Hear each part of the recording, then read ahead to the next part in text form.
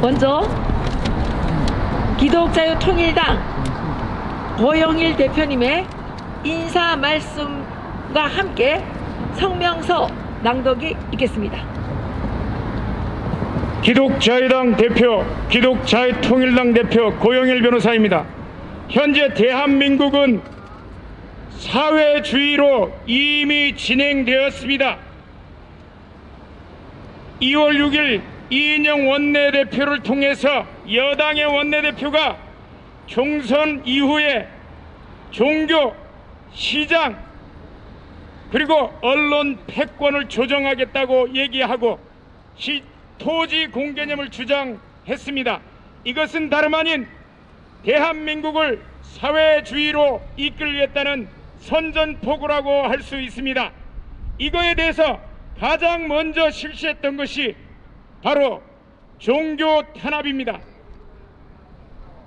이미 정치적 자유의 가장 핵심적인 종교의 자유, 종교의 자유는 먼저 신앙 고백의 자유, 신앙 행사의 자유, 즉 예배의 자유, 마지막으로 종교 선전의 자유, 선교의 자유가 본질적인 내용입니다.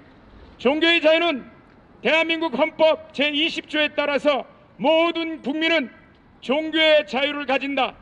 대한민국의 모든 자유와 권리는 국가안전보장, 질서유지, 공공복리를 위하여 필요한 경우에 하나여 제한할 수 있고 그 권리 본질적인 내용을 침해할 수 없는 것인데, 감염병 예방에 관한 법률에 따라서 전국 모든 교회와 모든 성당과 모든 사찰에 대해서 예배, 미사, 법회의 금지를 선포했습니다.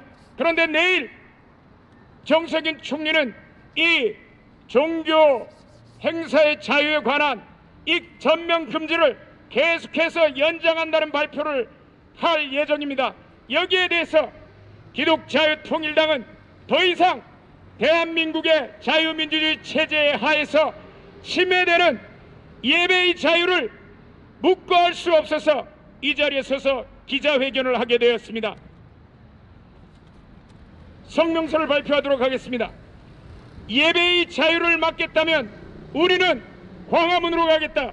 지난 23일 정세균 국무총리는 우한 폐렴 방역 지침을 위반한 사랑제일교회 등에 대해서 집회 예배 금지 명령과 같은 단호한 법적 조치가 뒤따라야 한다고 발표하였다.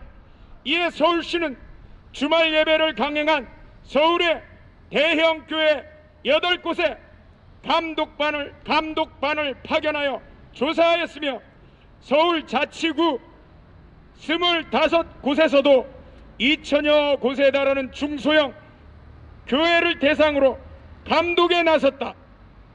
문재인 정부는 앞서 야외에서 진행되는 광화문 집회를 금지시키고 안전한 실내에서 집회를 할 것을 권고하였다.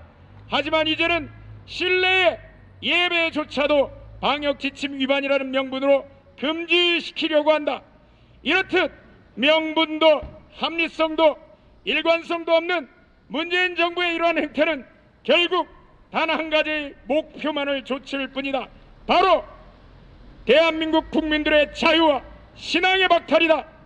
이에 기독자유통일당은 문재인 정부에 대하여 다음과 같이 구한다.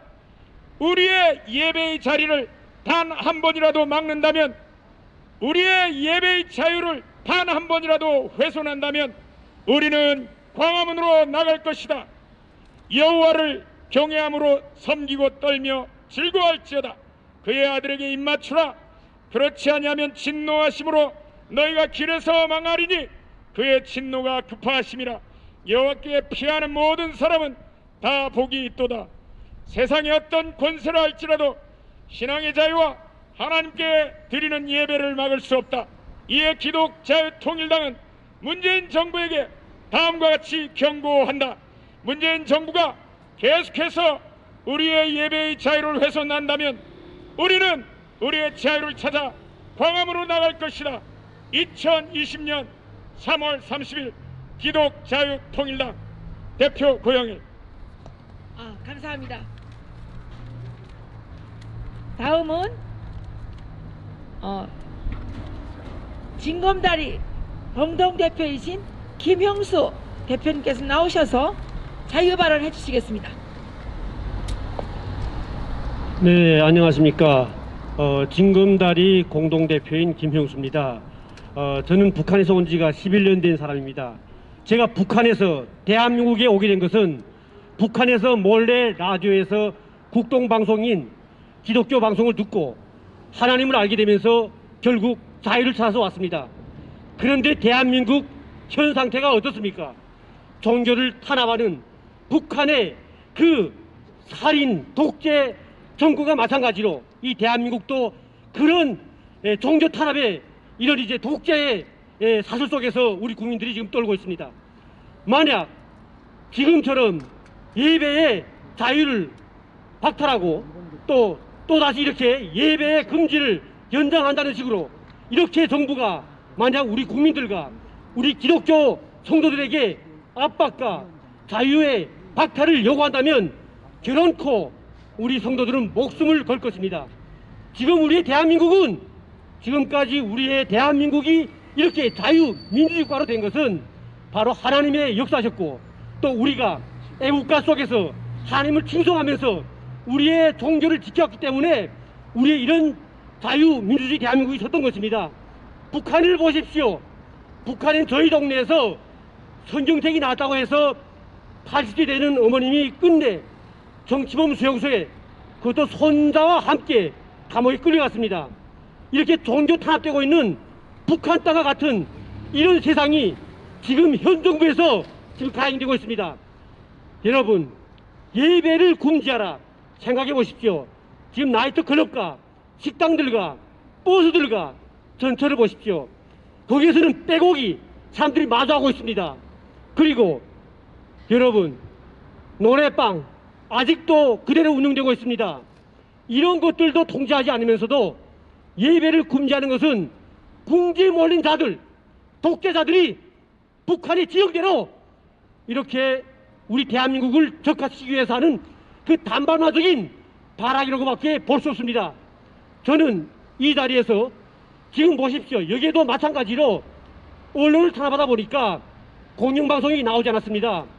우리 유튜버들이 격분해서 이렇게 많은 언론들에 알리고 있는데 이 보시는 전 세계에 나가 계시는 우리의 동포들과 또 그리고 북한도 요즘에 많은 사람들이 중국의 핸드폰 통해 가지고 유튜브를 봅니다. 북한 동포 여러분, 전 세계에 나가 있는 우리 대한민국의 동포 여러분, 그리고 이걸 시청하고 계시는 우리 대한민국의 성도 여러분들과 목사 여러분, 정말 우리는 목숨을 각오해야 합니다. 저는 11년 전에 찾았던 이 자유가 박탈되는 것을 이 자리에서 그만히 볼 수가 없습니다. 저는 북한에서 오다가 저희 어머님은 끝내 북한에 끌려가서 감옥에서 사망했습니다. 지금 제가 데려왔던 아들과 그 다음에 저희 손주딸마저도 이 자유가 없는 땅, 종교가 박탈되는 그런 땅에서 살게 할 수가 없습니다. 저는 목숨을 각오할 겁니다. 우리 모든 국민 여러분, 예배의 금지는 우리 대한민국의 마지막 보루인 기독교 교회 십자가를 허물어뜨리고 나중에는 우리 대한민국의 십자가 대신 김일성, 김정일의 동상을 세워서 우리 국민들이 공산노예로 만드는 그런 시초입니다. 각성하십시오. 당신들과 국민 여러분, 자녀들과 우리의 후대들을 위해서 이제는 목숨을 걸고 싸워야 합니다.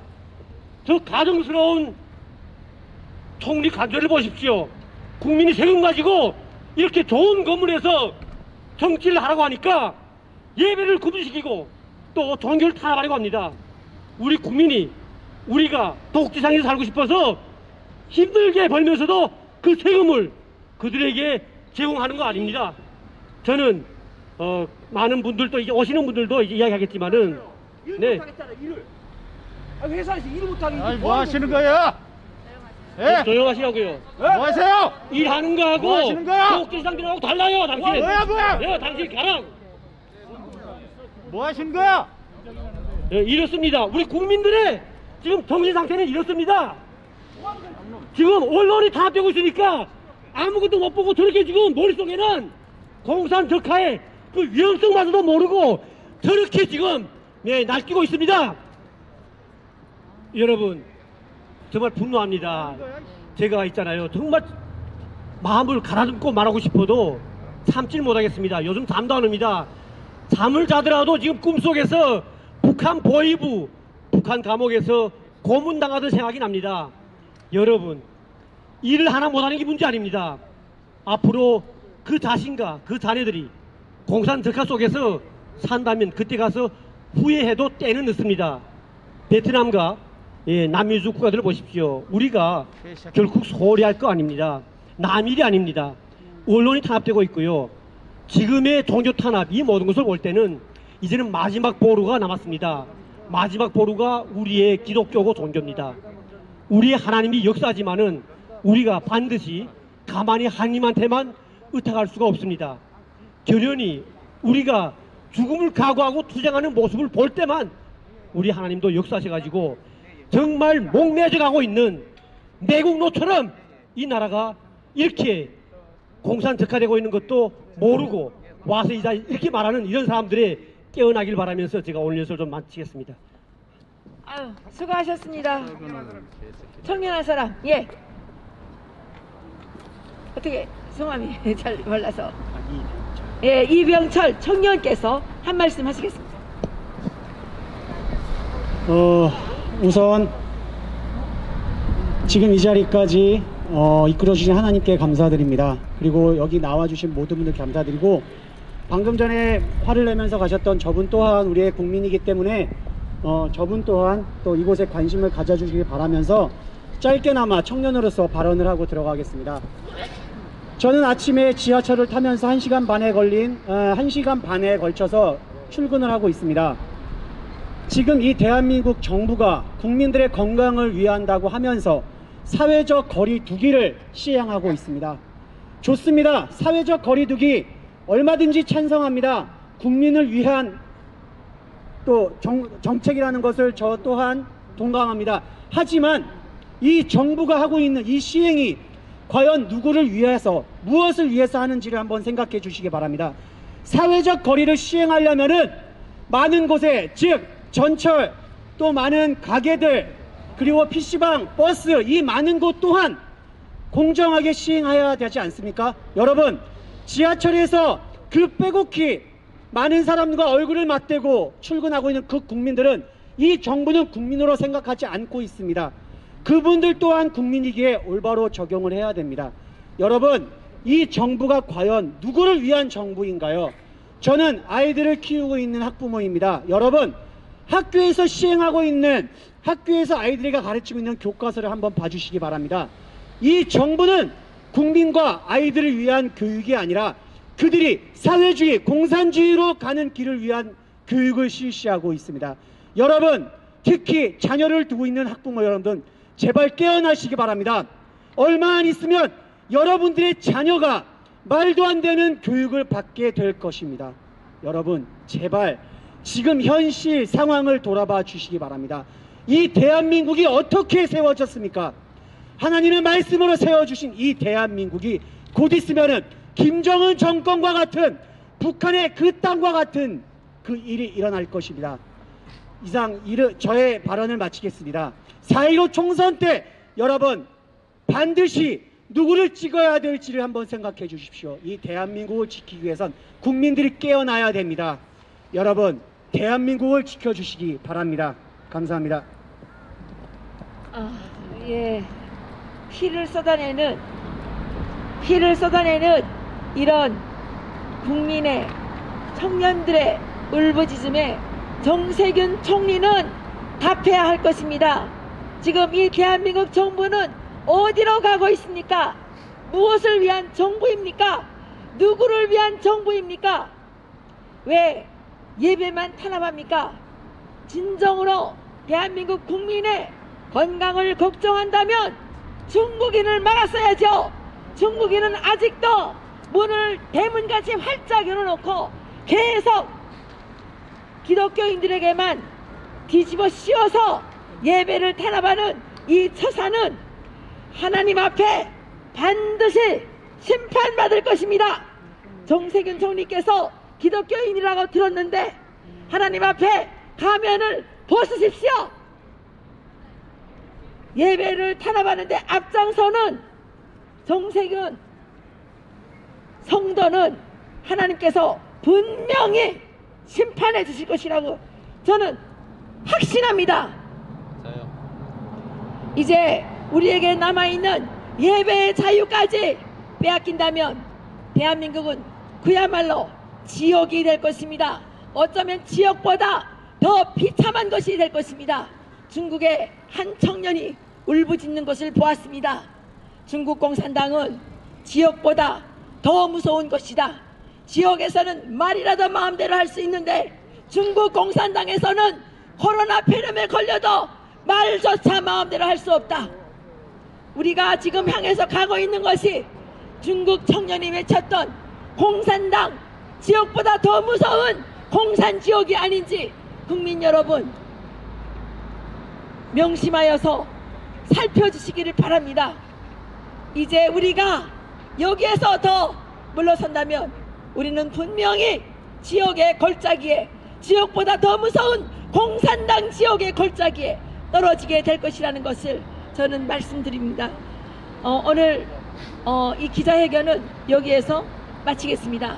수고해 주신 우리 유튜브 기자님 여러분 정말 감사드립니다. 언론이 죽어 있는데 대한민국의 국민을 대변해야 될 언론이 죽어 있는데 우리의 이 유튜브 민초들께서 이렇게 수고해 주시는 거 아마 하나님께서 굽어 살펴 주실 거라고 믿습니다. 정말 감사드립니다.